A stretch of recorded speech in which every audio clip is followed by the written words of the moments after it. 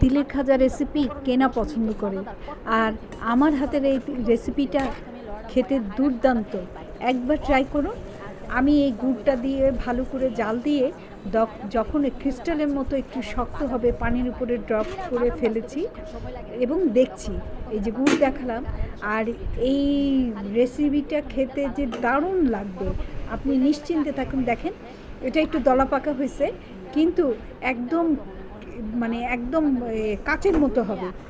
তখন আমি এটা ভালো করে নেড়ে দিয়ে, এটা যখন দেখব যে কাচের মতো হয়েছে, তখন আমি কি করব, সব তিলগুলো ভেজে রেখেছি এই তিলগুলো ওটার মধ্যে ঢেলে ভালো করে নেড়ে, এই যে আমি আমার স্টিলের প্লেটে একটু তেল মাখিয়ে এটার মধ্যে ঢেলে রেখেছি।